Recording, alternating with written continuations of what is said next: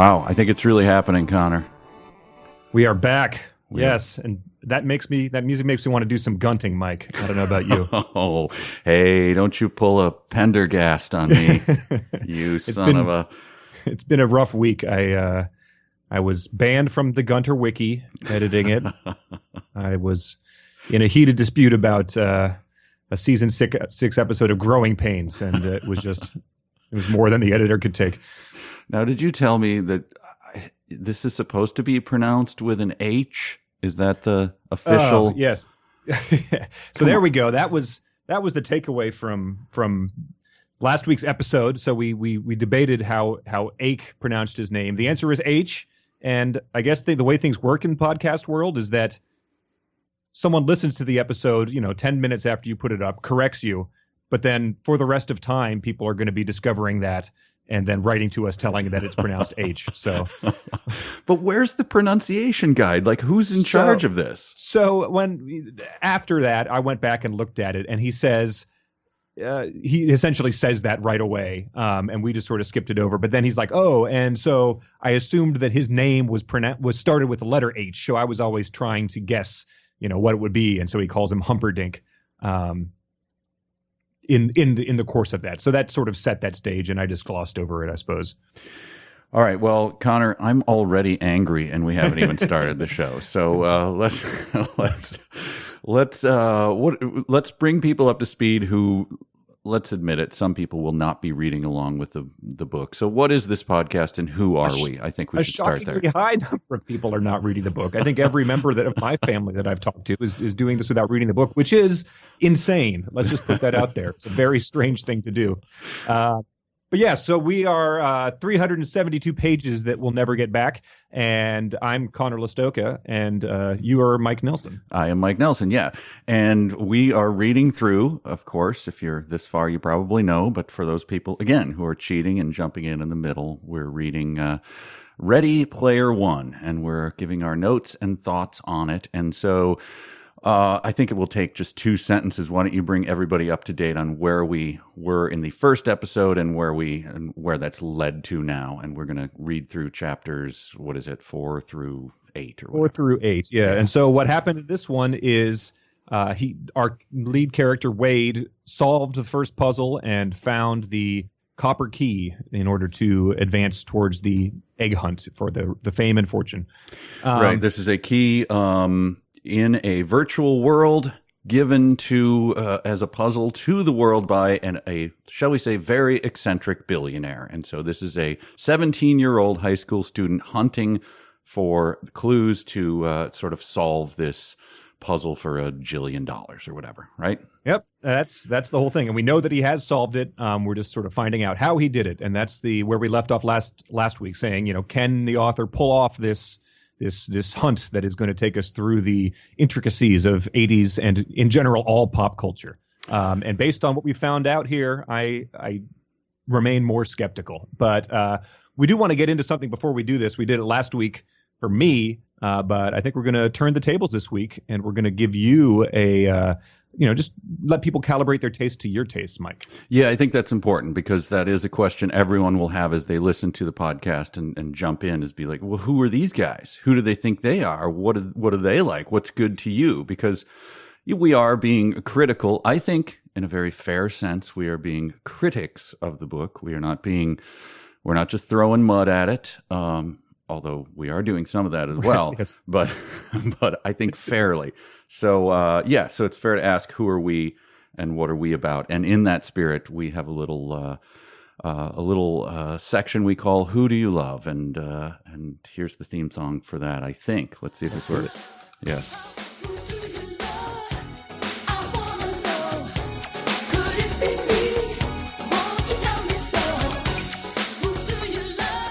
Yes, indeed. Who do I love? Connor, you have prepared questions for me so that the audience can calibrate their tastes to mine and yours. So I'm ready. All right. Well, let's get started. The very first one, it's a good baseline. It's because it's a divisive issue. What is your stance on pineapple on pizza? Pineapple as a pizza topping. Oh, that is a good one. Wow, I should have had that in my list. That's very good. I'm in the negative on that. Wow. Yeah, I'm normally a fan of the savory and the sweet and sort of, I like sort of Jamaican, where you have the spices, Sure. the sweet, and then the savory. But this doesn't work for me. So thumbs down. Okay. Moving on. I'm a fan, by the way. That's why I put it on there. But I am always amazed that that is the one thing that you can raise people's ire by taking a fruit that everyone admits is delicious, the top 3 fruit, and putting it on pizza. They are somehow revolted by it. I will say I have no passion on the issue. I just, if given an A, B, I would just, I would just sort of with a floppy hand go, nah, I don't think so. I don't like that. All right. Well, the next item is the TV show Stranger Things. Oh boy, this is going to get you. Have led me into a trap of my own device. I am genuinely curious. I don't know if we've ever discussed it. I did watch it. I admire some of the craft of it. I don't, but overall, a thumbs down. It's just the pandering is not for me. It's not meant for me, really. Although, I guess I would be about the age where I should like all the little things, but. Nope. To me, it was a raspberry seed in my wisdom tooth. Just irritated me. So you wouldn't tune in for the second season? I will not, unless we do a podcast called Strange. Right, yes. 17 episodes we'll never get back. It is a very, it seems like a good companion piece to this book. I saw in the preview for the second season, they're actually dressed as Ghostbusters for Halloween, I assume. So they're doubling down. I'm ending the podcast now. We're done. Exactly. All right. Number 3 on the list, the musical artist Van Morrison. I am a huge, huge fan. The more eccentric Van, the better. Him going off on weird tangents. I love it. Love it all. Right. Nice. Letting the Goldfish Go.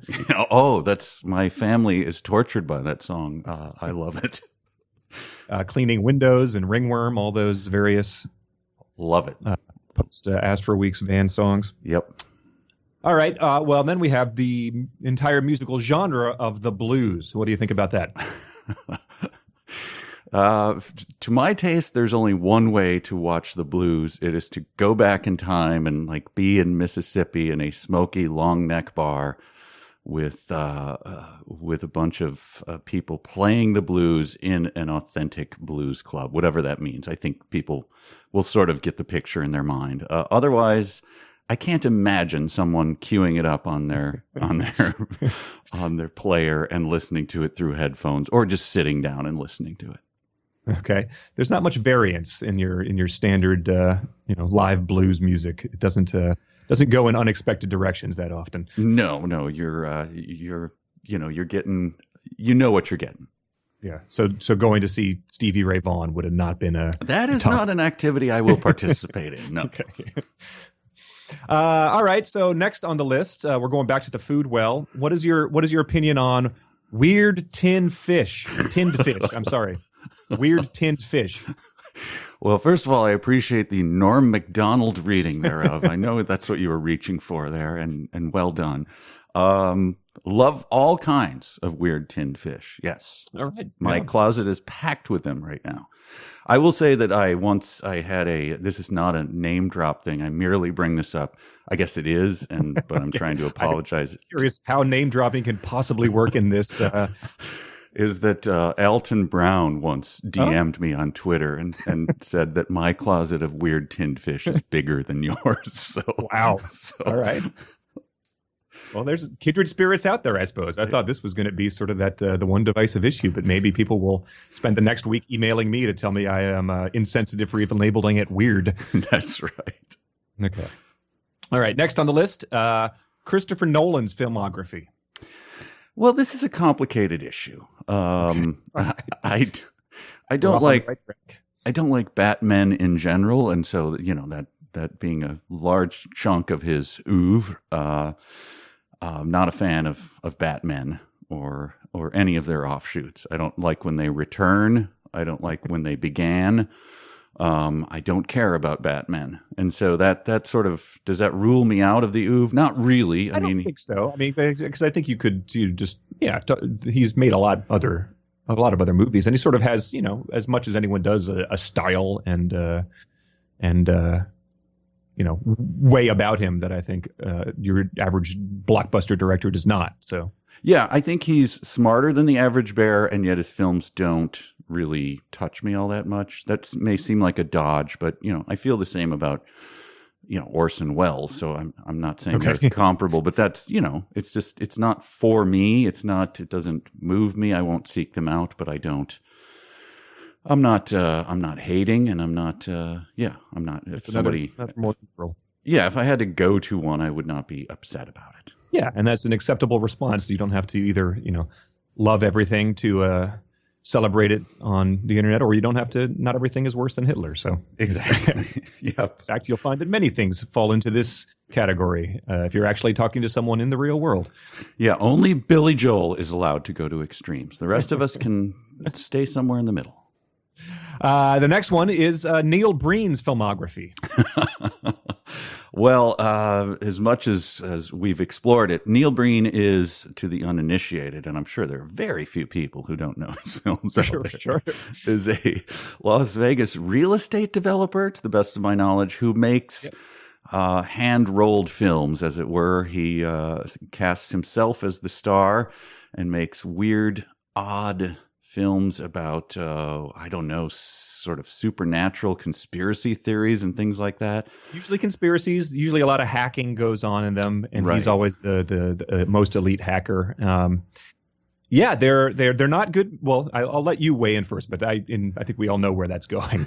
Yeah, he, I love it in the same way I would love a James Wen film or a Tommy Wiseau film. Yes. For those out there, seek them out. There's clips and things on the YouTubes. Another vision into madness where someone has enough money to make a movie, and they choose to do it, and the same themes come up every single time, and you get to see what's in someone's head. A peek into their brain. Yeah, it's weird. All right, we got two more. One is the Reinheitsgebot. Do you know that? That's I don't. The German beer purity law. Oh, yeah. Okay. The 1400s that said that beer could only be made using three ingredients: water, malt, and hops. Right, and it's like in is Lowenbrau like one of the oldest? I know there are older ones, and we're going to get the notes on that as well. Sure. But I think it's from like the 1300s or something like that. I'm in favor of the purity law. I am not in favor generally of German beer. Okay. There you go. But so that eliminates any sort of addition of fruits. I imagine that aging beer in a bourbon barrel would then be uncovered. So it takes out some positive additions to the beer world. Yeah, it's a little too restrictive for my tastes. And Germans, if you spent this long making beer and the best you can do is Lowenbrau, then right. Yes. I'm sorry. And it is a dicey subject talking about German purity laws as well. It's sort of a tricky thing to wade into. Yeah, the words themselves sort of raise one's hackles. Innocent as beer, but all right. Well, then we got one more. This is birds in the genus Corvus.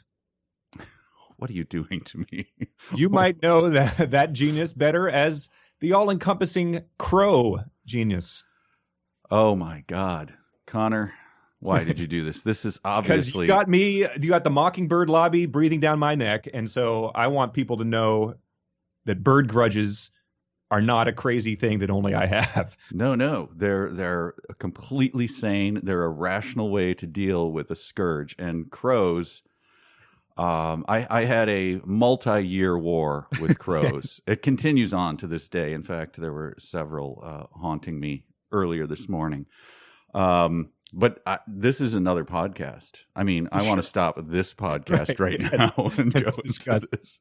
Crow strategies. I do tell people that more than once, and this is absolutely true, my wife has said at dinner parties, has sort of put a hand on my leg and whispered, "You have to stop talking about crows." So it would be like when I would come in and during the height of this thing, when you were buying, crow sounds and enacting, weird mirrors all over the place to distract them. I would come into the office and it would be like, you'd have one of those walls with string connecting all these theories and didn't look like you'd slept. And it'd be like, "Did you know that crows can recognize faces from 500 feet away?" And it's like, I think you need to move. I don't think this There was no option. I couldn't. All right, that's for the podcast. But so thumbs down. Thumbs down, Chris. All right. Well, I think we've gotten a good sense of who you love and who you are based on those wide variety of things. I think that paints a good picture. Yeah. So now we can wade in, and people know who we are, what we like, and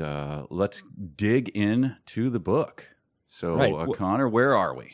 I think that as the book as this section started, our hero was in school and class was about to start, and we're going to learn a lot about the guy who sort of put this treasure hunt into motion, who is James Halliday. Yeah, the eccentric billionaire described in detail in sort of the prelude to the book. I think this is the prelude. Yeah. Yes, the first couple pages just laid out his intro video sort of, and then why everyone assumed that the 80s would be the key to the treasure hunt. And this guy, he's a charmer, right? Oh, yeah. He's you think about just like a Tom Cruise character walking on stage, flashing the grin. That's how he earned his billions. And then this guy's the exact opposite. He's not a bon vivant. He's not a charming Richard Branson kind of no, not at all. I think last week we described the main character as sort of being, he kept listing his flaws and his physical unattractiveness, almost to the point where you're like, I get it, I'm revolted. And then this guy Halliday, who the lead character is obsessed with, and we're supposed to see as a billionaire who achieved something, is even worse the way that he's described in this section. Yeah, he's like a really wretched monster. Like he's barely functioning human being.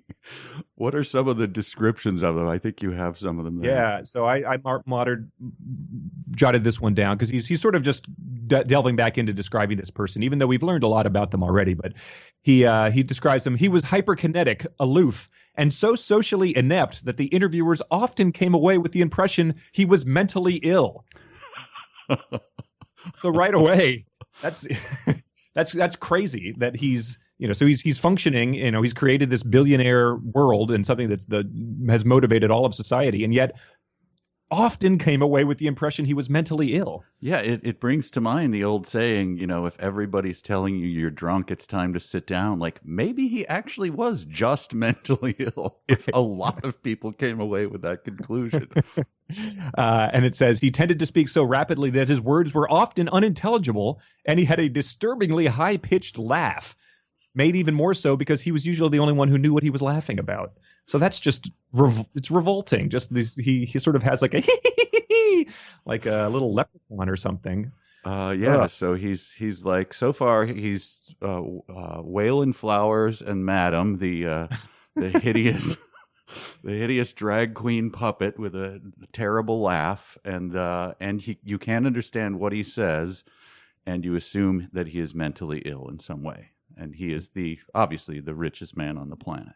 Sure, who our hero keeps a poster of him in his locker room. I mean, his school locker, because he's so obsessed with him. But that's not all. Halliday was also known to lash out at people. I guess when they weren't responding to his quips and his high-pitched laugh. He was known to fire longtime employees for not recognizing an obscure line of dialogue he quoted, or if he discovered they weren't familiar with one of his favorite cartoons, comic books, or video games. Yeah, this is astonishing. Here's the writing I want to bring up about this. We're told a number of times. This is all within 3 pages, I think, and they're fairly short pages. It's a brief reading, so don't worry.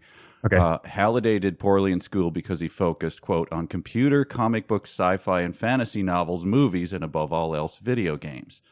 Okay, he's starting to come into focus. Sure. A few pages later, we learn that Halliday's obsessions include classic video games, sci-fi and fantasy novels, and movies of all genres. Then literally a paragraph later, what you read about how he fires people who didn't like his cartoons, comic books, or video games. And then 2 pages later, his biography contained thousands of references to Halliday's favorite books, TV shows, movies, songs, graphic novels, and video games. Are you starting to get a picture of this guy? Yes. And when I got that picture, I got that picture on page 2 when he said a famous eccentric, Halliday, had harbored a lifelong obsession with the 1980s. It's literally unbelievable. As I was reading that, I actually had a mental picture of the editor just going like, I give up. I give up. I can't. My pen cannot scratch through enough lines about the damn video games from the 80s. It's unbelievable.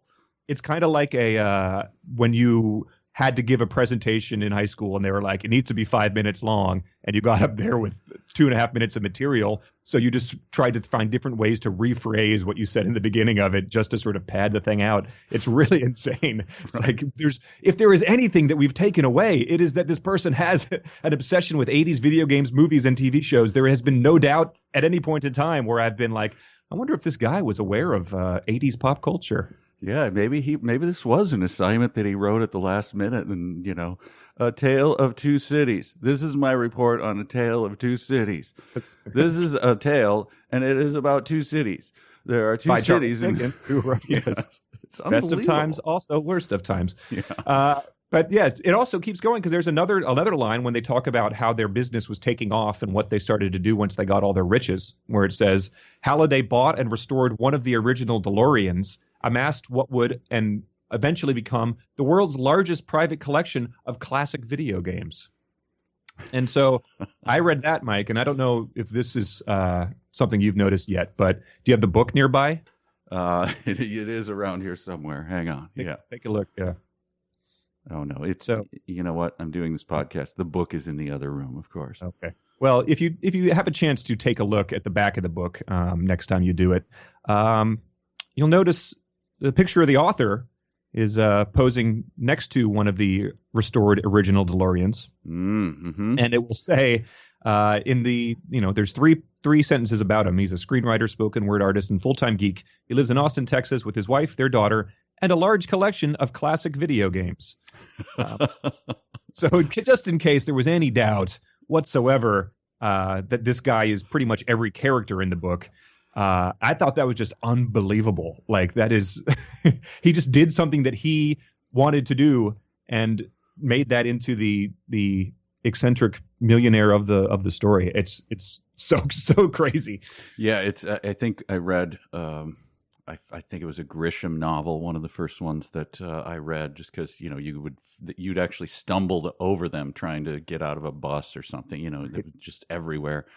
And that was what that was like, where he described the lawyer, and it was, entirely James Grisham's life, John Grisham, sorry, okay.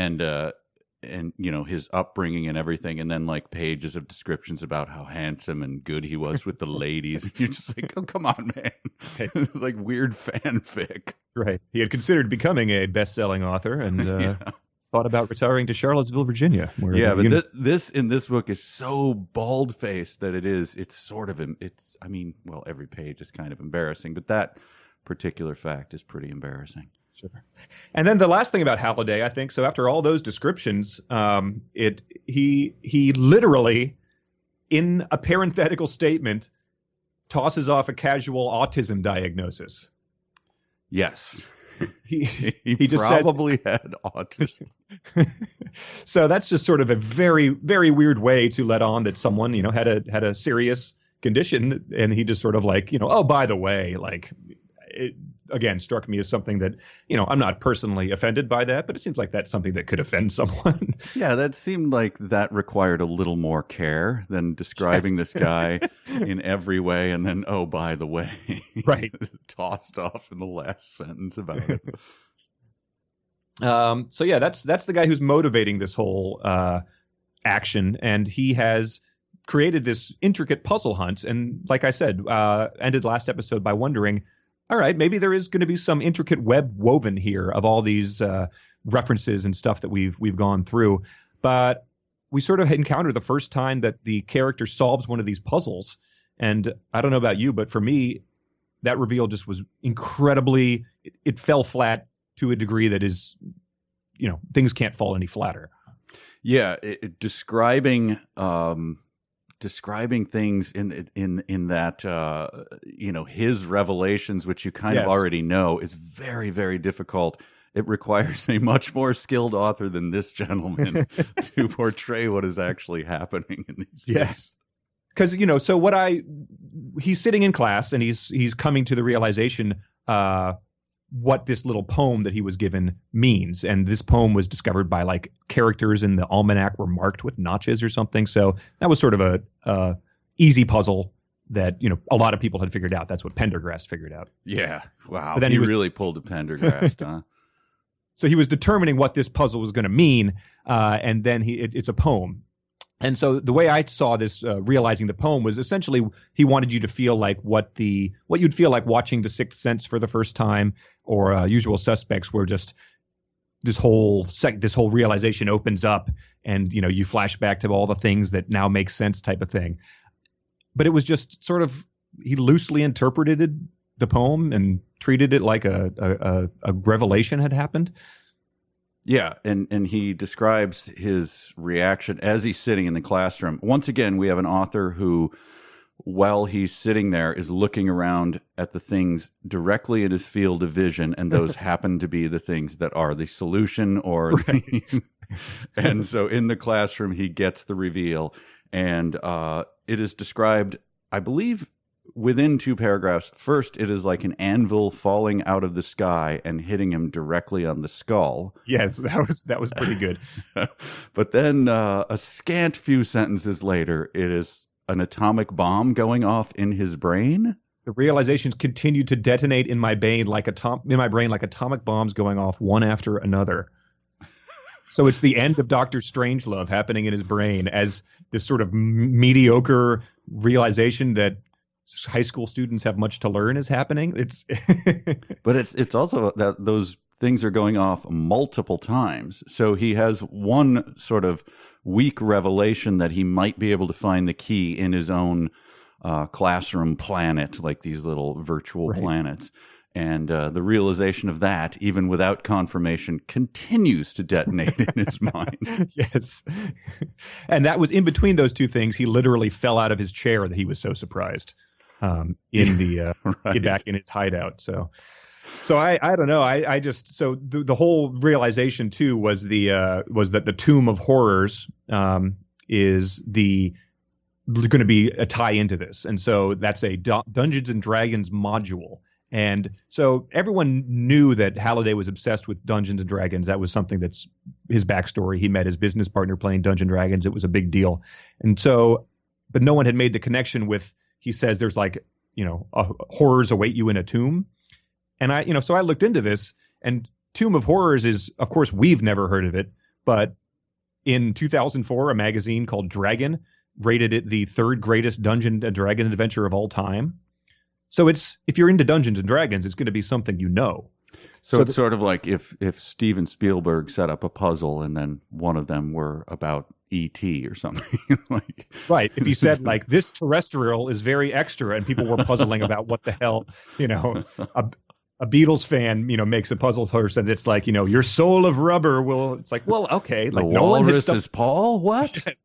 No one has stumbled across this yet. So that, to me, again, even though it wasn't something that I had any familiarity with, it also seemed to not work based on the rules that the guy has set up, which is that people are poring over every word and parsing it for the past 5 years, and this is still not eluded their Gunter's eyes.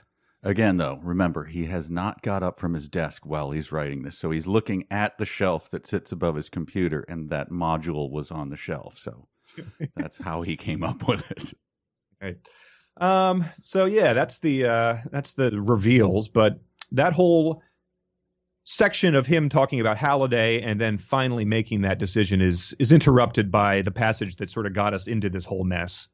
Yes, indeed. This is the big one. This is incredible. This is the list that was passed around. Yes. We referenced it, I think, in both our pre-episode and episode number 1. Now it's time. Let's dig in, Connor. All right. So yeah, it starts saying sort of what he did for his research, and what he did for his research is a whole lot of references that just he lists one after another, pretty much. And the big problem with this, you and I, of course, we're reading this separately. We're not sitting on a couch sharing a book. Came up with the same conclusion. There's a big time problem here, isn't there? This guy is 17 years old, correct? Yes. So he's 17 years old. He's been doing this for 5 years. So he started when he was 12, which I guess is probably 6th grade. Mm-hmm. And so he's as a 12-year-old, and I assume he's smart and everything, but he's already delving into the complete works of Kurt Vonnegut, Neil Stephenson. He's read literally every book by Stephen King, which is, sure, okay, why not? But yeah, like you mentioned, this calls into some questions, and so I did just a very basic level of research into how long some of this would take. So he mentions Terry Brooks, who wrote the Shannara series of books. Right. And looking into that, Terry Brooks, if you read all of his books, that's 12,249 pages.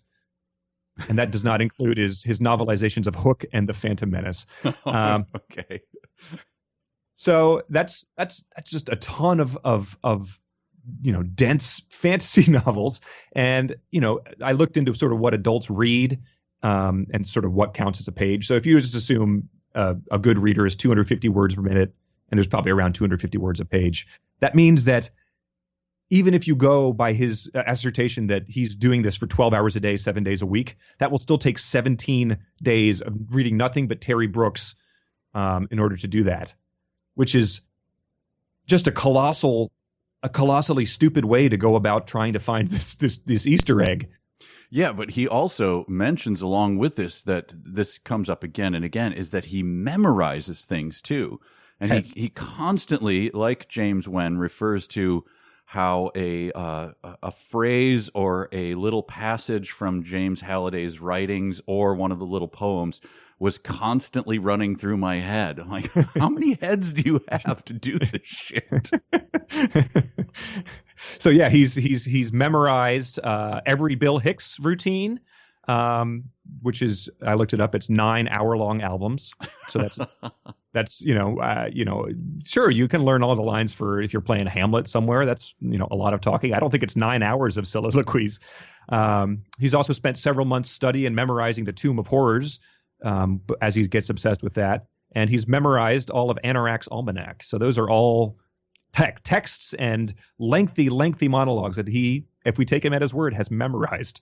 But let's also remember that the baseline of what he's doing, generally what he's doing, he talks about his spare time a lot. And I think the Family Ties thing, that's 8 hours a day at least, where he's watching Family Ties, because he mentions that he watched every episode and he watched them multiple times. Yeah. So that was in the very beginning of the book. We didn't talk about it, but it was a key thing. That was where I stopped reading the first time I picked this book up, because I was like, if Family Ties, a bad show that was, just sort of, I assume, the Full House of its time, if that plays a role here, I'm out, because I don't need to look back on that fondly.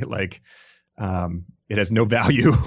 No one talks about Family Ties in any sort of way that you feel left out of a conversation. So, yeah, I think you're safe if you just go, you know what? I never saw a single episode of Family Ties. So but he's watched them all. 180 episodes, 24 minutes. That's 72 hours of Family Ties. So take him at his word. That will take him 6 12-hour days. And he's watched all of them multiple times. So I think that's at least 3 times. And so 18 days of his 60 months, he took up 18 days watching Family Ties multiple times. And just as you're entering into that third time you're watching season 6, episode 12 of Family Ties, you've got to be like, I should probably move on to something else, because, when you're using all of pop culture as your source material, there's probably a decent way that I could be spending this time. Yeah, you're not maximizing it. And I would also point out that I believe Family Ties was one of those series. It was right in the sweet spot that had many very special episodes.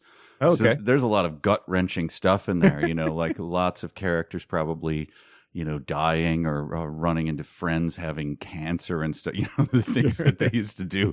So this is not an easy, breezy kind of watch. This is tough going. Man.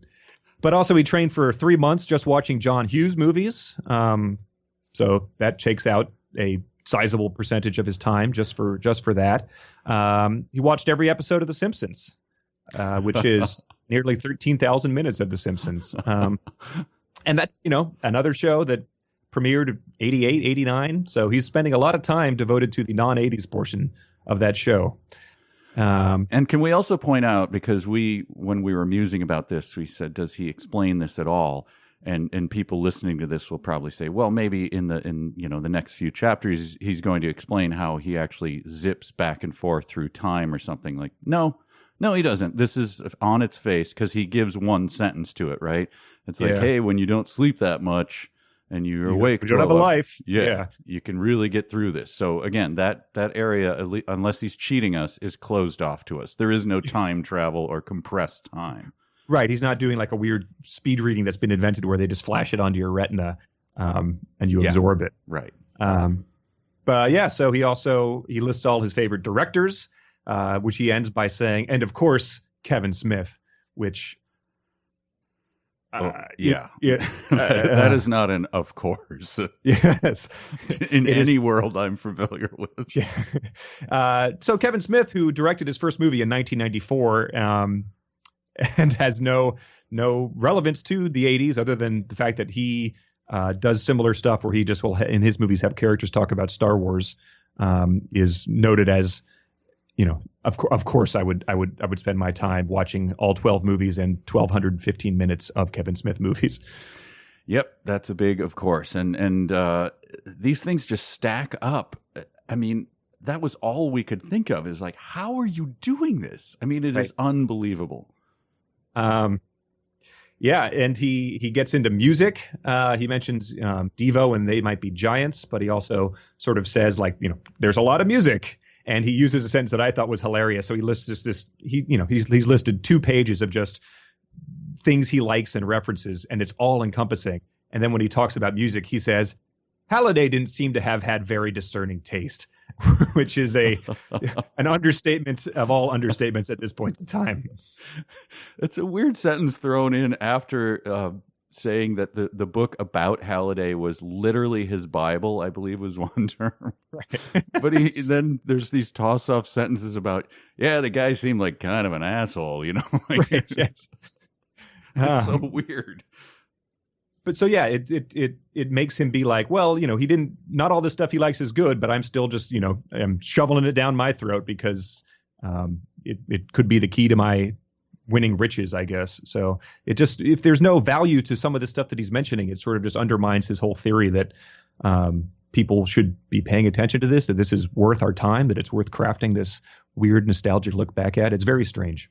Yeah, I think he assumes his conclusion there with, of course, everyone should be interested in this because the puzzle hunt comes up after his, he obviously had already been living and wallowing in all of this garbage and then then coincidentally found someone else. But so, the value of it is never explained. It's never questioned whether this is worthwhile to do. It's justified post hoc with it'll help me solve a puzzle. That's right. And it turns out that, a vast majority of that stuff is not going to, because as we see what happens later, like, you don't have to have read the entire Neil Stephenson bibliography. You're just going to have to be good at a video game. But it reminded me of a Calvin and Hobbes cartoon where I have it on my screen. Calvin is saying to Hobbes, he's like, I'm writing a novel. And Hobbes says, what's it about? And Calvin says, it's about a guy who flicks through TV channels with his remote control. And Hobbes just does a silent take to the audience and then leaves. And Calvin says, they say to write what you know. That's exactly which is exactly what this guy did. It's slightly less, obtusely dull than flicking through TV channels, but it's not that much different than it. That's funny because as I was reading some of his, and we'll get to it, it's a department coming up, our favorite dumb sentence. As I was searching some of the dumb sentences, I was thinking like, it's not like Snoopy writing a novel. It's more like Charlie Brown trying to imitate a novelist, or like scratching out things. It is just the dumb. Some of the sentences are so dumb, but I'm getting ahead of myself. Yes. And so, well, one thought I had while I was reading this was he's listing all this stuff. And at some point in time, there was a fairly notable omission, I thought, and one that you might take kind of personally. Oh, yeah. What is that? The show that you worked on for a solid decade that seems like, based on other stuff he's listed, easily could have been part of this list. That I think that briefly crossed my mind. I actually had a little twinge of fear about that. And then when the list was complete, I didn't, and then I sort of put it out of my mind, but I should have. That is right. I cannot believe that has been omitted. It is a strange, and just based on what we know and, all that, it seems like there was maybe an editor took it out. Maybe they didn't recognize it, or maybe they said, you have gone way too far. Stop listing things. Maybe there was 3 additional pages of things that he cut. Hang on. An editor took it out? That's right. Well, you better check yourself there, my friend. The fact that this exists confirms the earlier theory. And so it sort of ends with this thing he lists where he just talks about how good he is at video games, which again is right what you know type of thing. But he just essentially says, but I also played through every video game, and while that might seem difficult because video games are really tough and take a long time, not the case, because I'm just really, really good at them. From picking them up, I'm able to solve them immediately, and it reminded me of the phrase that is used in the Royal Tenenbaums. That's a jokingly phrase where they say that the Ben Stiller character from a young age had an almost preternatural gift for international finance. So he says that, and you just have to accept it, because it's like, I pick up a video game and they're difficult. They take a long time and they're hard to get through, but he just can beat any game as soon as he picks it up. Hey, come on, man. The ladies already love you. There's no reason to pile on with that kind of information.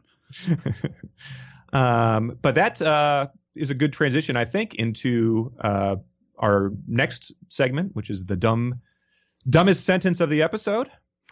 Oh, yes, indeed. You know what? I have a theme song for that. Oh. Before we do that, you're listening to this live, folks, as we figure this out.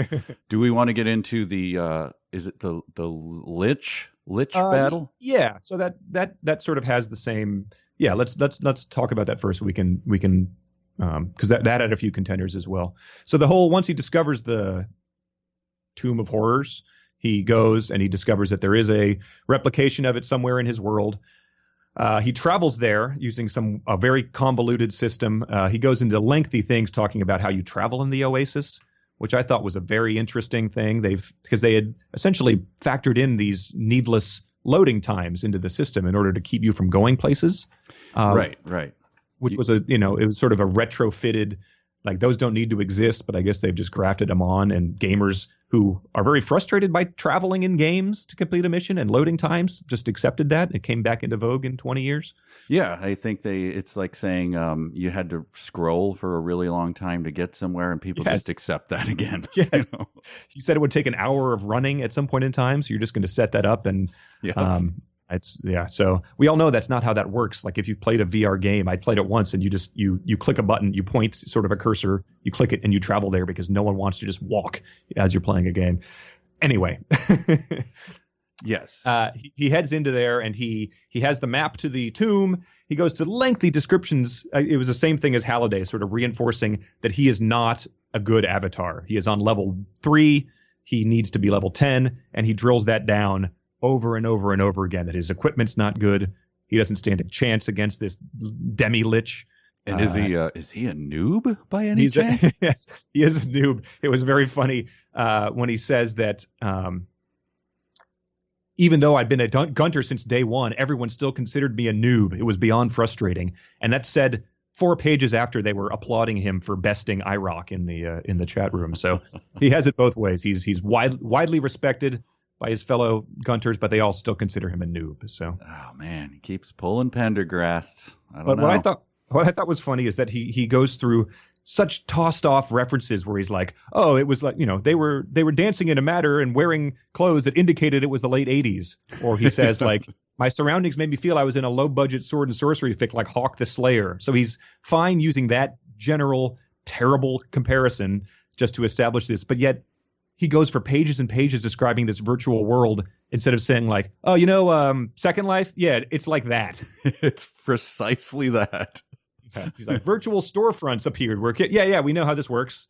Paragraphs of descriptions of that. That's where I was worried that I would be lost on this book out of boredom. And then he quickly, he got into the much more punchable areas where I just was angry. So I was engaged again. Right.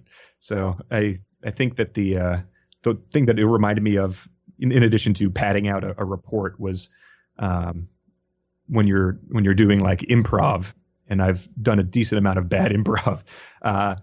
One of the things that you mistakenly do in the beginning is you avoid doing the thing that everyone's talking about.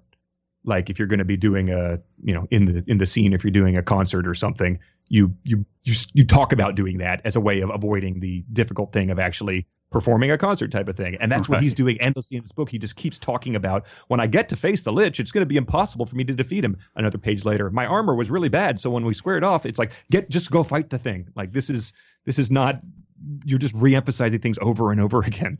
Yeah, I have a sentence here that should illustrate that. Instead of describing it in any way, he talks about how Halliday's avatar vanished in a flash of light, accompanied by a teleportation sound effect I knew had been lifted from the old 80s Dungeons and Dragons cartoon.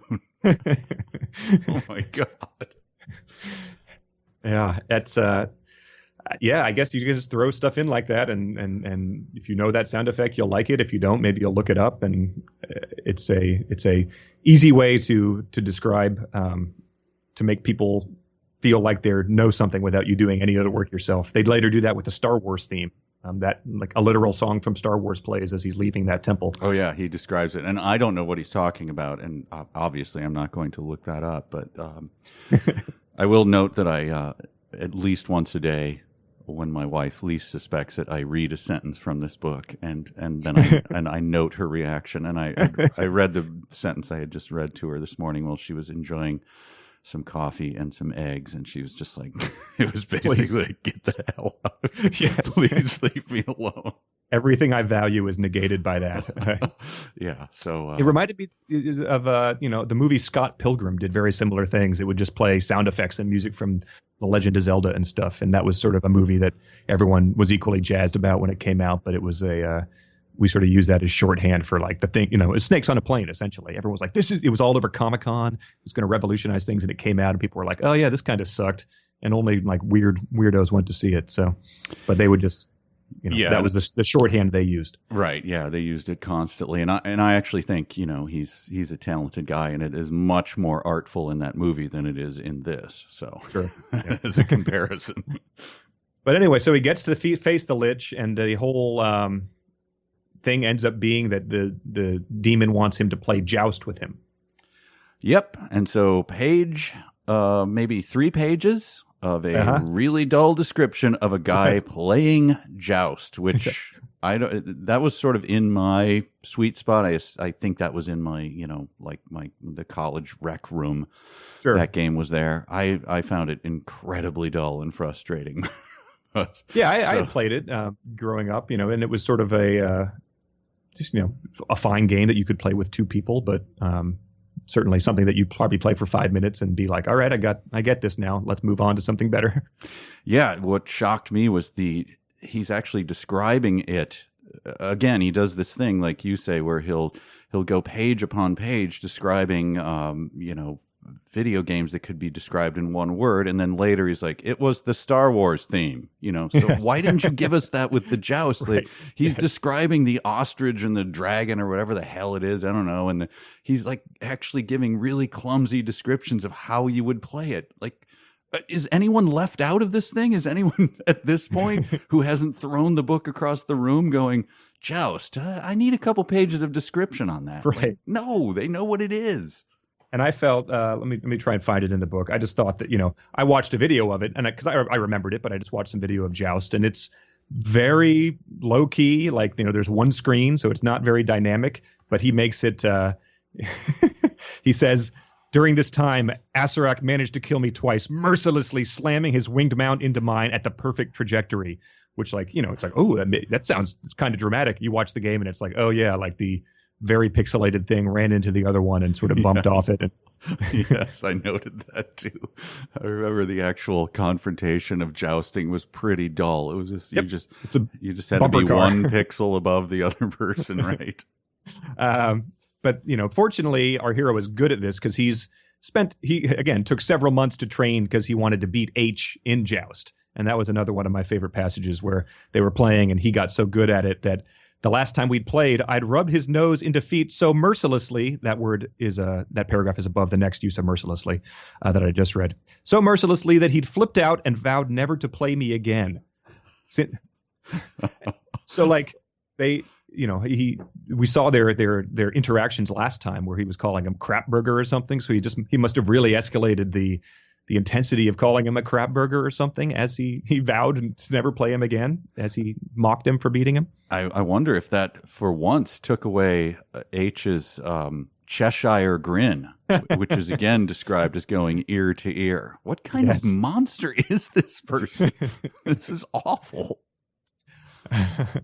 So he beats him in that and gets the key. And so I don't know if there's anything else to talk about there. Like we said, it was a fairly straightforward playing a video game to beat him. No real super knowledge or smarts needed, just having to be good at a specific video game.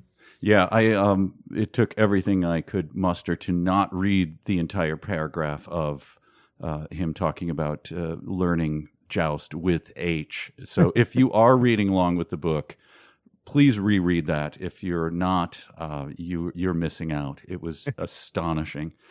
But Connor, I think it's time, and here's our theme song. Here we go. Let's.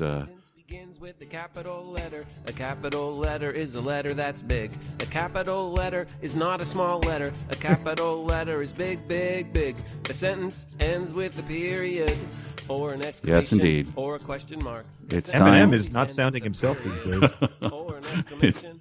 It's time for our department where we seek out the dumbest sentence. And this is, boy, the bar is high after all we've already gone through. But I dug one up. Well, why don't you go first? Because I think you know mine, and yours is a surprise to me. I am worried that mine is not going to live up to yours because you picked a really good one. But mine is when he's going into his description of how good he is at video games. And the sentence I picked was, when I was in the zone on a high-speed classic like Defender, I felt like a hawk in flight, or the way I thought a shark must feel as it cruises the ocean floor.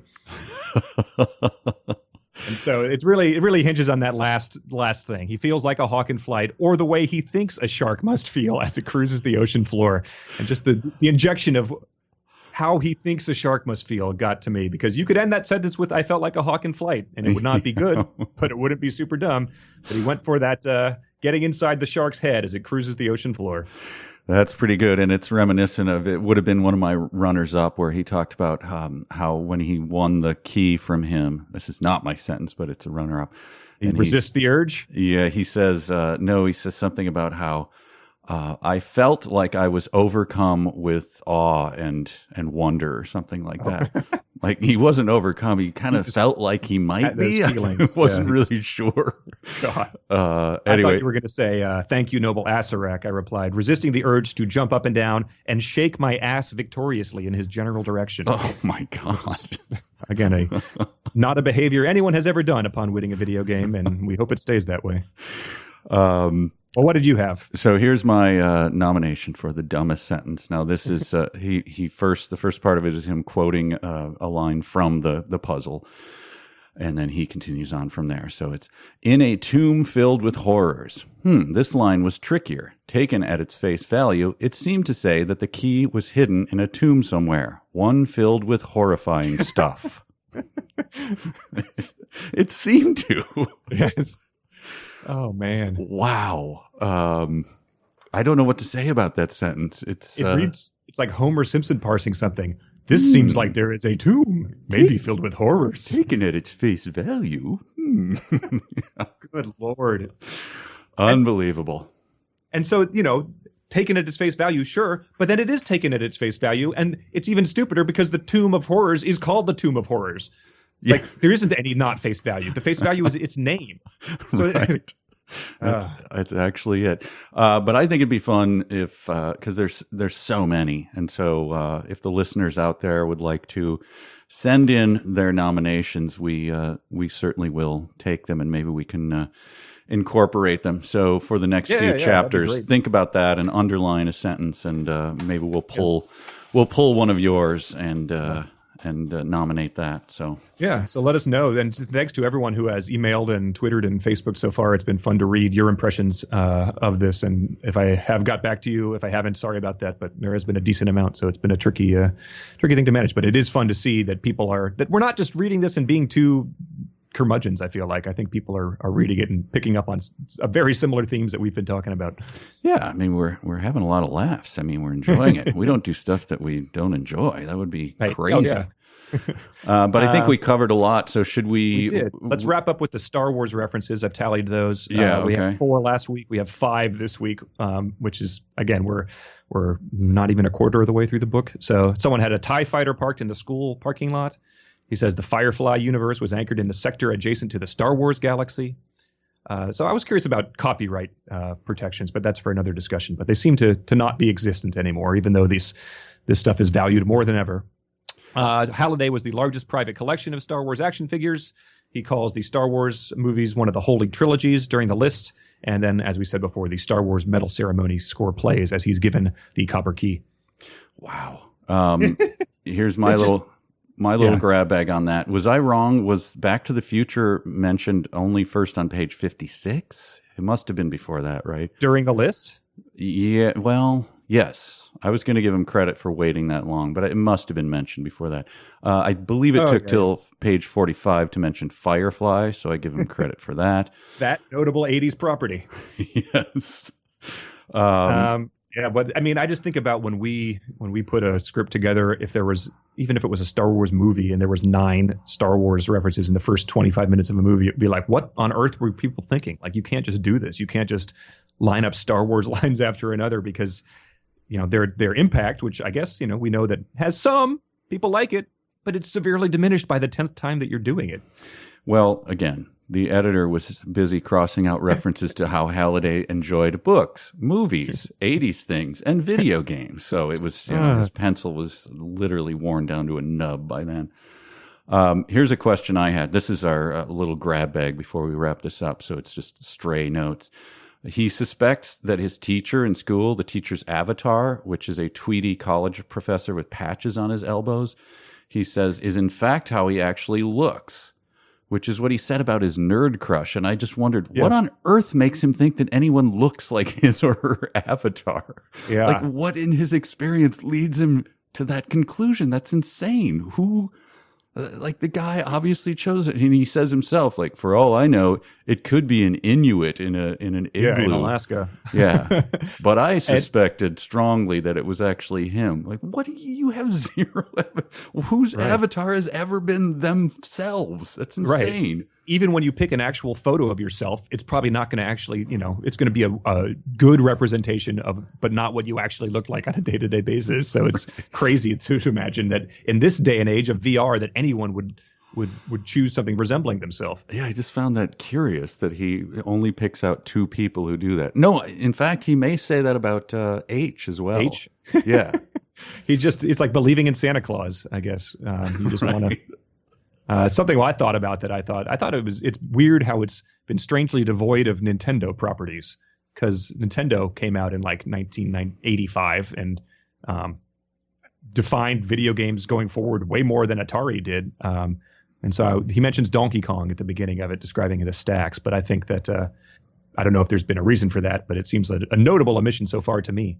Well, maybe that was the one thing the editor did. Maybe that was or a lawyer. A lawyer insisted that the editor do that, I guess. Right. That's what it could be. The only other thing I had was he's, in school, like, we still don't really understand what's happened here, but we get more clues about society. The Great Recession was entering its 3rd decade, and fast food joints have 2-year waiting lists for jobs. Yes, I noted that as well. That would seem to sort of like negate the necessity to tour the Louvre wearing silly virtual berets. Yes.